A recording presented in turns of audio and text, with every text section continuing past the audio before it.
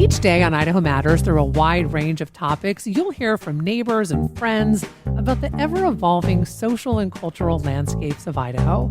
Listen to the Idaho Matters podcast at boisestatepublicradio.org today.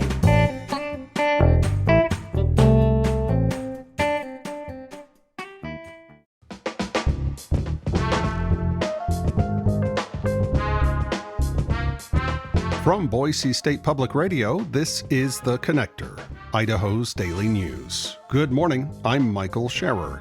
It's Monday, November 11th, and here are today's headlines.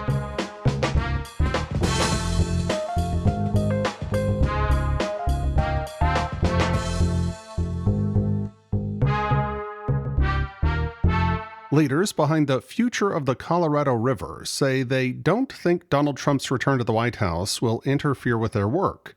As Alex Hager reports for the Mountain West News Bureau, Trump will take office amid ongoing negotiations about sharing the shrinking water supply. The 7 states that use the river are on the hook to come up with a new plan for sharing its water and submit it to the Interior Department by 2026 when the current rules expire. Arizona's top water official Tom Bushatsky says presidential turnover has had little effect on past negotiations. We've been able to continue the momentum and keep continuity across changes at that level. And I'm expecting that will remain in place. On the campaign trail, Trump has advocated for policies that would likely worsen climate change, which is the main cause of the drought that's plagued the Colorado River for more than 2 decades. I'm Alex Hager.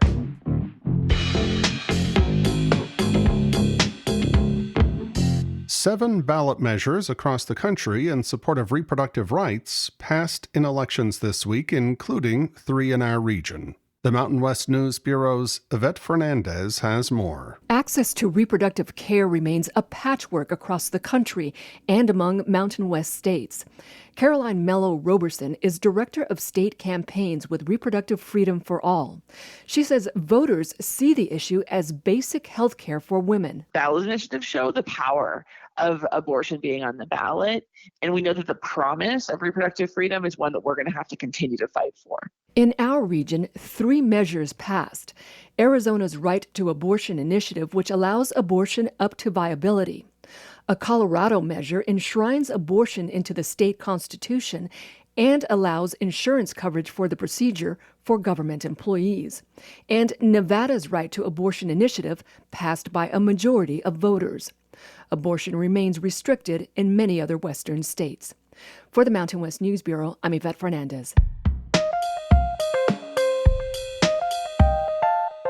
The Bureau of Land Management has released a proposal that it says will strengthen protections for the greater sage grouse, a chicken-like bird renowned for its vibrant mating rituals. It's been met with criticism from environmentalists and conservatives.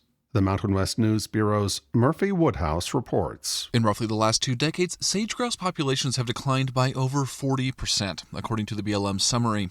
The agency says the plan will better protect the bird's habitat in 10 western states while balancing development and conservation. I would expect that the level of protection that the sage grouse are getting under these new plan amendments is minimal and would not slow the declines that we're currently seeing toward extinction. That's Eric Mulvar, head of the Western Watersheds Project. He wants the Biden administration to scrap the plan and halt activities like oil and gas drilling or solar development near critical habitat.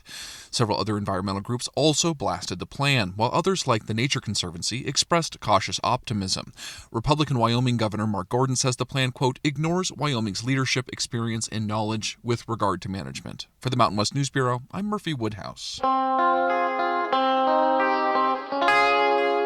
The Ada County Highway District would like to remind everyone that all political campaign signs must be removed from the public right-of-way within 48 hours following Election Day. Each campaign is responsible for removing its signs from ACHD's right-of-way. ACHD will remove signs reported to be in conflict with the district's temporary sign policy. Collected signs will be taken to the Ada County Highway District headquarters in Garden City, where owners can retrieve them. A fee may apply for removal.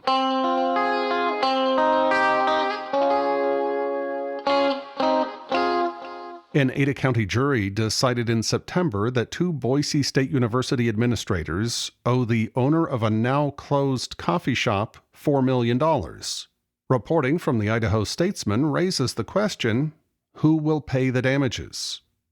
The university administrators, acting in their official capacities, were sued as individuals. Boise State was not a defendant. The state of Idaho has a self-funded insurance program, the Retained Risk Account. But there are limitations, such as a $500,000 cap on liability per occurrence. Big City coffee owner Sarah Fendley argued that the administrators forced the closure of her shop. Her former fiancé was a Boise police officer, and she displayed a thin blue line flag in her downtown shop. Boise State will most likely rely on its insurance to pay at least part of the damages awarded to Fendley. If insurance only covers $500,000 of the damages, the university may pay the rest out of pocket. A hearing to request from the defense to delay payment of the $4 million verdict pending appeals is scheduled for January 6th. According to the Moscow Pullman Daily News, the new U.S. Highway 95 route between Moscow and Thorn Creek Road will not open until the end of 2025.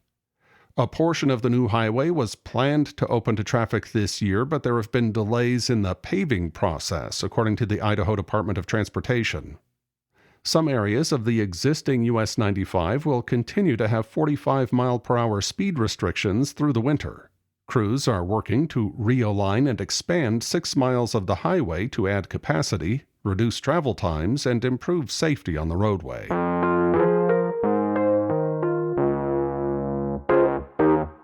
Crews have recently started removing hazardous trees, snags, and debris from the Boise River as part of seasonal maintenance work. The winter maintenance is conducted when flows drop following irrigation season. Conducted by Boise River Flood Control District No. 10, the aim is to help prevent future flooding and property damage. The channel is cleared yearly to ensure it can handle higher seasonal flows, whether from flood control operations or irrigation. Winter maintenance work likely will take 2 to 3 months, if conditions allow. According to Boise Dev, the healthcare organization St. Alphonsus in Nampa plans to build a second tower and expand its existing facility. A rapidly increasing population in Canyon County is driving the need for expanded outpatient services. The existing hospital is 5 stories and could have 2 floors added to it. In December, the expansion project will enter the schematic design phase, which could last through March 2025. Site preparation and construction would begin in late 2025. Meanwhile, the organization's new Caldwell Medical Plaza is slated to open in the fall of 2025.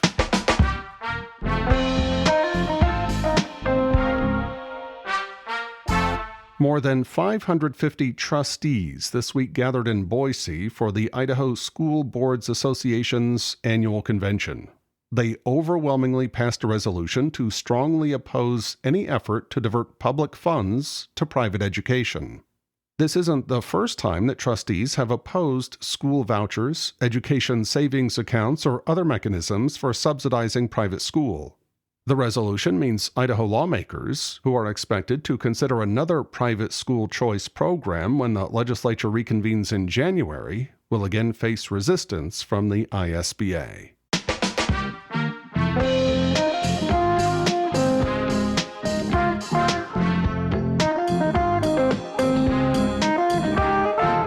And that's today's episode of The Connector. I'm Michael Scherer, and we'll see you back here tomorrow. To stay in touch with the news between now and then, check out BoiseStatePublicRadio.org or download the free Boise State Public Radio app. Thanks for listening.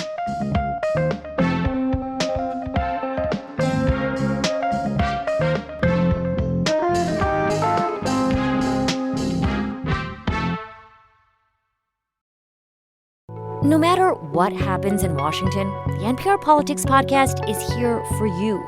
For the latest news, insights, and analysis from the election and beyond, listen to the NPR Politics Podcast.